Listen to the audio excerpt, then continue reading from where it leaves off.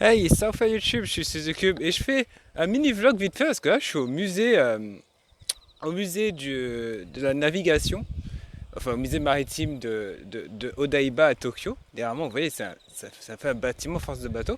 Et un truc que je comprends pas, c'est que je suis vraiment tout seul et ça a l'air abandonné comme endroit. Je sais même pas si j'ai le droit d'être là où je suis, mais c'est vraiment space quoi. Du coup, j'avais envie de vous montrer ça un peu. Voilà, un peu derrière moi. Mais je sais jamais faire des vlogs. Attendez, hop, on va retourner la caméra. Voilà qui est déjà mieux. On a un super sous-marin. On a une espèce de bâtiment en forme de navire à contre-jour, je l'admets. Et c'est juste ultra impressionnant. En fait, là, en vidéo, ça a l'air tout petit, mais en vrai, c'est tellement haut. Là-haut, il y a une tour. Je pense qu'au haut de la tour, on peut voir tous les environs. Ça a l'air vraiment de défausser. Une petite libellule qui me dit bonjour. Là-bas, on a une hélice géante. Et là, on a un. Je sais pas ce que c'est. C'est censé ouvrir à 10 h, mais moi j'ai l'impression que c'est vraiment. Ça a l'air abandonné depuis pas très longtemps. Peut-être c'est fermé pendant les vacances, mais bon. Je sais pas si on peut voir ce qu'il y a à l'intérieur. On voit Otaku Game. En fait, on voit une télé et de quoi manger. Ah, c'est une habitation.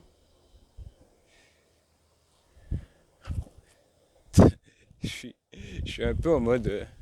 En fait, le fait d'être tout seul à un endroit, dans un pays où tu parles pas très très bien la langue, c'est un peu bizarre. Du coup, je me sens pas super à l'aise, je vais pas vous mentir. Euh, Il y a un beau parc, mais j'aime bien explorer, alors du coup, je sais pas, ça me pousse à explorer quand même. Là, on a une hélice. C'est une vraie hélice de bateau. On peut voir l'ingénierie, comment c'est fait. C'est une originale.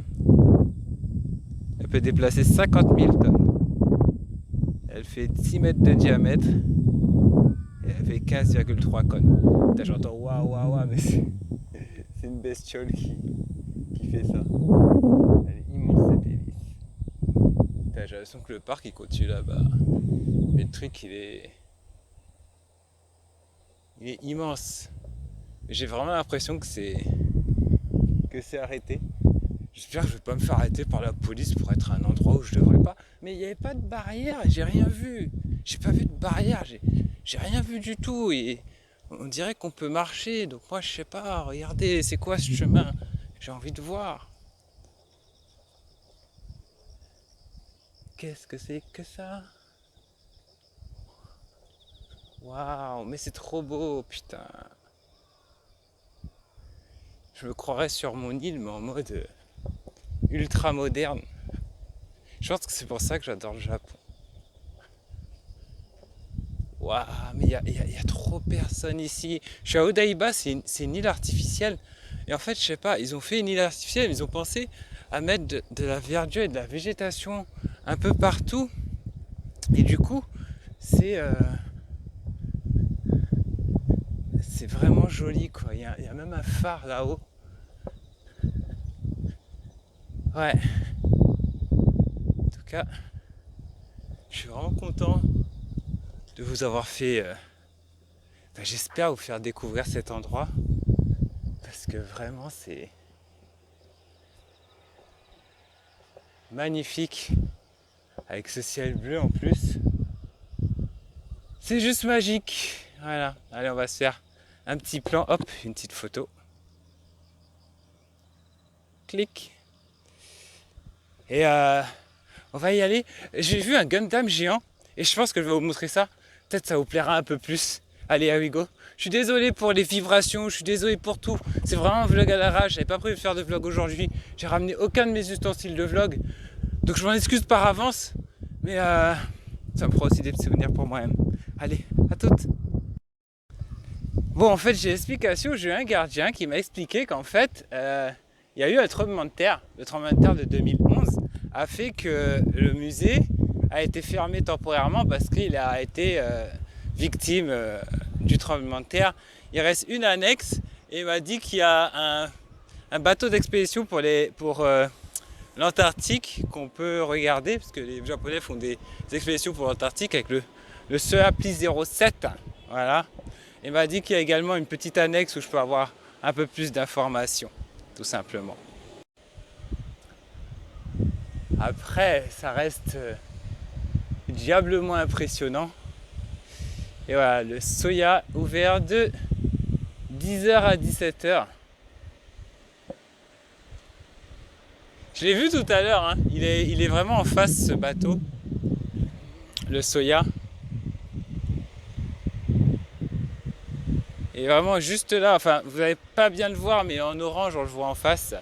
Et là en fait du coup c'est l'annexe du musée, tout simplement. Bon alors, c'était vraiment petit parce que du coup ils ont tout mis dans une petite annexe à côté qu'on voit là. Enfin, ils essaient de mettre les principaux bateaux et éléments. Bon, je filme pas dans un musée parce que je trouve que ça se fait pas, donc j'ai pris quelques photos et puis si vous avez envie de venir un jour voir, vous viendrez par vous-même. Mais c'est intéressant en fait, ça montre l'histoire de la navigation japonaise, les territoires japonais en termes d'océan, parce qu'ils ont beaucoup de mers en fait. En fait, le Japon a plus de mers que de terres. Les territoires japonais en fait, c'est pas que l'île Japon, avec Kyushu, Kanto. C'est pas Koto, mais bon. Là, je veux dire, c'est pas que ça le Japon. Tout ce qui est mer autour, c'est très très important pour eux. Et voilà, pour le bâtiment à côté, comme je vous le disais, ce grand bâtiment là, en forme de bateau et qui est magnifique, hein. D'ailleurs, il y a une plaquette, j'ai pris une photo, je sais pas où je vais publier mes photos, je vais voir si je les inclus dans la vidéo. Mais il y a un truc qui... Le bâtiment du musée est un des plus gros bateaux au monde. En taille, vous voyez derrière moi d'ailleurs, en train d'avancer. C'est un des plus gros au monde. Et en fait, on peut faire une expédition sur un bateau, sur un brise-glace. Enfin, je sais pas si c'est un brise-glace. Il y a marqué Antarctic Ship. Donc c'est un bateau qui faisait des expéditions en Antarctique. Et visiblement, on peut embarquer dessus. Et il fonctionne toujours. C'est-à-dire qu'ils font opérer. Il part je ne sais pas où. Malheureusement, moi... vous savez, j'ai rendez-vous avec TV Tokyo. Non, en plus, c'est vrai, à 14h, il faut que je sois à Kachobochi pour TV Tokyo. C'est avec un grand plaisir, hein, bien sûr. Mais du coup, j'évite de faire des trucs où je peux me retrouver coincé, d'autant plus que j'ai pas de téléphone parce que acheter une puce de téléphonique au Japon, c'est YOLO, quoi. Autant acheter une puce data, tu vois, t'es tranquille. Je vous conseille un téléphone double SIM pour ça, comme ça vous avez votre puce de France et vous êtes tranquille. Mais autant acheter une puce de téléphone avec un numéro en local, c'est mission impossible. Tous les opérateurs te demandent une adresse sur place. Et si tu donnes l'adresse d'hôtel, ils disent non, pas une adresse d'hôtel. Une vraie adresse avec ta facture d'eau, de téléphone. C'est comme si tu faisais un contrat EDF, quoi. Bon, moi je vous montre juste le bateau ship. Après on va aller voir le Gundam géant. Et après, j'ai toujours mon excellent bouquin d'ailleurs. Oups, putain. Je fais comme ça. Le musée aussi c'est un excellent bouquin, mais le guide du Geek Trotter au Japon. Putain, quand tu es sur place avec ce bateau, avec ce livre, c'est carrément super génial. Ils font beaucoup de travaux sur le port. Ah bah attendez. Le voilà, ce fameux bateau. Et en fait, je trouvais que Odaiba il manquait de vie. Mais j'oublie toujours qu'à Tokyo, les gens se lèvent tard. Ça commence vers environ 10h du matin. C'est là où les gens vraiment se lèvent. À part ceux qui... À 8h, allez, à 8h, t'as ceux qui vont travailler vraiment tôt. Et le soir, les Tokyoites, c'est comme ça qu'on les appelle, je crois les habitants de Tokyo, ben, ils restent vraiment tard la nuit, ils vont dans des bars. Il y a Shibuya, t'as de la lumière partout. Enfin, Vous avez vu mes autres blogs, donc je pense que vous voyez de quoi je veux parler. Mais c'est plutôt marrant. Et donc le voilà, ce fameux bateau pour l'Antarctique.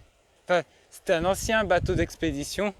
Et du coup, en tant que touriste, tu peux monter dessus à certaines heures. Alors je vais pas aller plus loin parce que je vais pas avoir le temps et je veux pas les embêter, ils sont en pleine préparation. Elle expliquait que les touristes vont arriver maintenant là. En fait, souvent ils arrivent par bus en fait dans les circuits touristiques et dans le circuit touristique ils incluent ce bateau. C'est ça qu'ils étaient assez surprise de me voir arriver par moi-même et c'est pour ça qu'ils étaient assez surpris que voilà, le mec il marche. Mais c'est vrai, je marche depuis je sais même plus où, de Telecom Station quoi. Mais j'aime bien marcher parce que ça me fait des... Ça, tu vois, ça je pense que tout seul, le musée et tout, j'aurais pas découvert ça tout seul.